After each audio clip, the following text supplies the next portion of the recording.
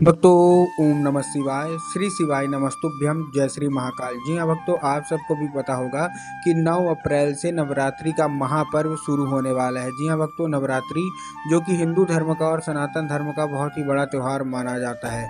पूज्य गुरुदेव कहते हैं कि जिसकी कभी मनोकामना न पूरी होती हो, केवल और केवल नवरात्रि के दिन अपनी मनोकामना माता रानी से मांग ले, उसकी सारी की सारी मनोकामना माता रानी अवश्य रूप से पूरी करती ही करती है। आपको आज की इस वीडियो में मैं उपाय बताने वाला हूं जो कि आपको नवरात्रि के दिन करने हैं। कुछ मैं आपको माता रानी के उपाय बताऊंगा, कुछ मैं आपको भोलेनाथ के भी उपाय बताऊंगा। तो सारे के सारे उपाय आप ध्यान से सुनिएगा, अच्छे से करिएगा। अगर आपने आज का ये उपाय सुन लिया, अच्छे से कर लिया, तो 100% है कि आपकी जो कोई मनोकामना है, जो कुछ भी आप बाबा भोलेनाथ से चाहते हैं, सारी की सारी मनोकामना आपकी पूरी होगी ही होगी। चाहे आपकी धन प्राप्ति की मनोकामना हो, चाहे आपकी कर्जा मुक्ति की मनोकामना है, चाहे जो मनोकामना हो। देखिए, पूज्य गुरुदेव की जो कथा होती है, जैसा कि आपको पता है कि पूज्य गुरुदेव की जो कथा होती है उसमें लाखों की भीड़ आती है, आप सब जानते हैं। तो पूज्य गुरुदेव की जो पिछले साल मतलब साल 2023 की जो कथा थी, और ये चैत्र नवरात्रि से पहले जो कथा थी, तो लाखों की भीड़ आई। और एक चीज़ आपको और पता होगा कि गुरुदेव की जो कथा होती है उसमें पत्र के द्वारा लोग अपनी मनोकामना गुरुदेव तक पहुंचाते हैं।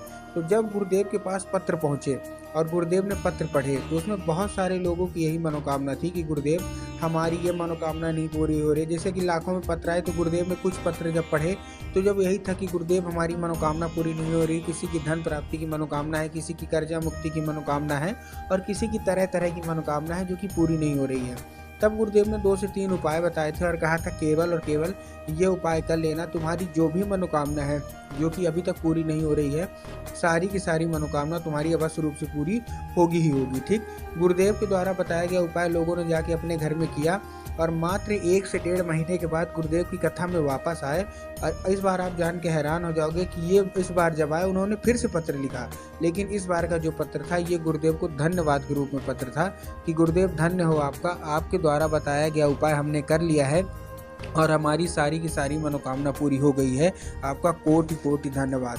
तो देखिए, जो लोग भी मेरी आवाज़ सुन रहे हैं, अगर आपको भी जानना है कि आखिर ऐसा कौन सा उपाय है जिसको करने मात्र से लोगों की सारी मनोकामना मात्र 1 दिन के अंदर और 1 महीने के अंदर, मतलब 1 दिन की भी किसी की मनोकामना पूरी हुई है, 1 हफ्ते में किसी की मनोकामना पूरी हुई है, और किसी को 1 से 1.5 महीने भी लग गए हैं, तो आप भी अगर सोच रहे होंगे ऐसा कौन सा उपाय है जो मतलब 1 से 1.5 महीना ज़्यादा समय लेके अगर चलें तो इतने के अंदर मनोकामना पूरी हो जाती, तो आखिर कौन सा उपाय करें।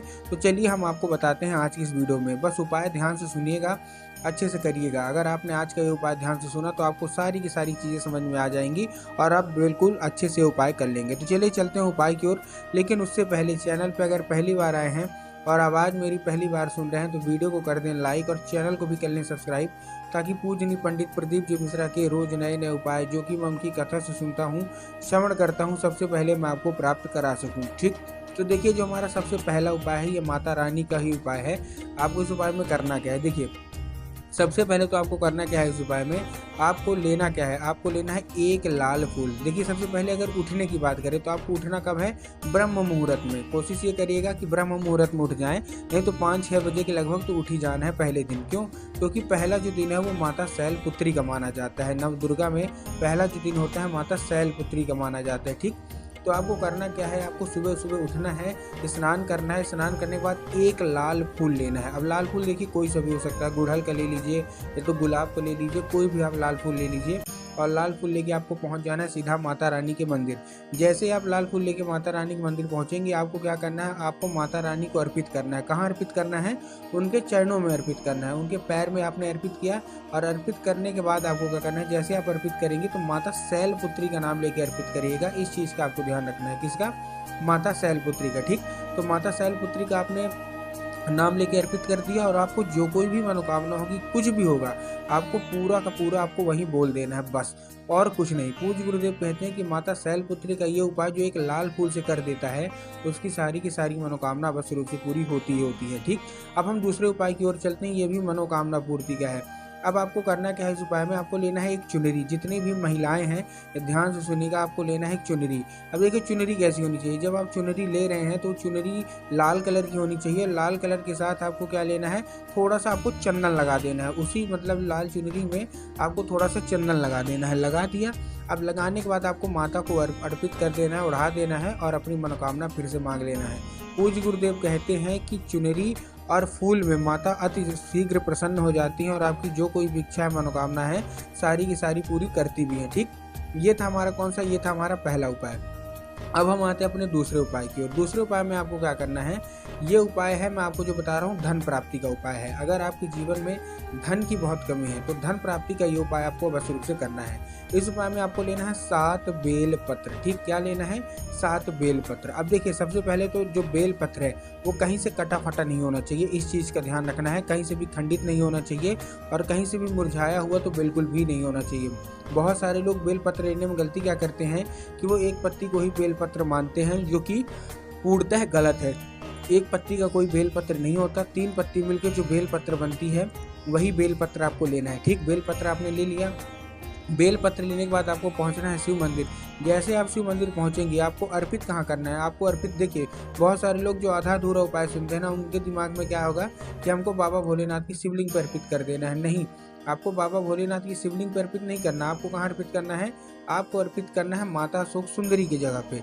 अब देखिए अगर आपको माता अशोक सुंदरी की जगह पता है तब तो ठीक है, लेकिन अगर आपको माता अशोक सुंदरी की जगह नहीं पता तो आपको कहाँ अर्पित करना है, तो मैं आपको बताना चाहूँगा। जो जलाधारी होती है ना, तो जलाधारी के बाएं भाग में भगवान गणेश की जगह रहती है और जलाधारी के दाएं भाग में माता अशोक सुंदरी की रहती है। तो आपको माता अशोक सुंदरी की जगह पे आपको क्या कर देना है, आपको अर्पित कर देना है अपनी मनोकामना। धन प्राप्ति की जो कोई भी मनोकामना होगी सारी की सारी आपको मांग के।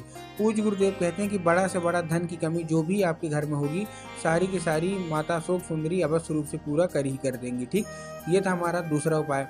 अब हम बढ़ते हैं अपने तीसरे उपाय की ओर, जो कि काहे का है, जो कि कर्जा मुक्ति का है। ये आपको बाबा भोलेनाथ के ही मंदिर में करना है, लेकिन मतलब उन्हीं का नाम लेके करना है। लेकिन देखिए करना कैसे है, आपको लेना है कच्चा दूध। क्या लेना है, कच्चा दूध।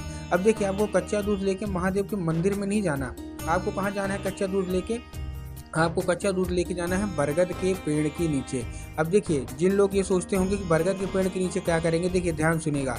बरगद के पेड़ आप पहुंच गए, बरगद के पेड़ पहुंचने के बाद आपको क्या करना है, जैसे आप बरगद के पेड़ पे पहुंचेंगे आपको 3 बार परिक्रमा करनी है। कितनी बार, 3 बार। 3 बार परिक्रमा आपने कर ली। 3 बार परिक्रमा करने के बाद आपकी जो कोई भी इच्छा होगी, जितना भी कर्जा होगा, सारा का सारा उसी परिक्रमा जब आप करते रहेंगे ना तब आपको बोल देना है। उसके बाद आपको एक नाम, कौन सा, महादेव का बहुत ही सुंदर सा नाम है बटकेश्वर महादेव। कौन से महादेव, बटकेश्वर। तो आपको बटकेश्वर महादेव का नाम लेके उन्हीं का स्मरण करके आपको क्या कर देना है, आपको वो जो दूध है वो आपको बरगद की पेड़ की जो जड़ है वहाँ अर्पित कर देना है बस।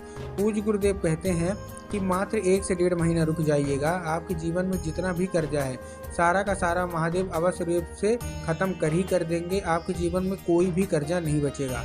तो उम्मीद करता हूँ आज का ये उपाय आपको समझ में आ गया होगा। उपाय अच्छा लगा हो तो कमेंट बॉक्स में हर हर महादेव बिल्कुल लिखना ना भूलें।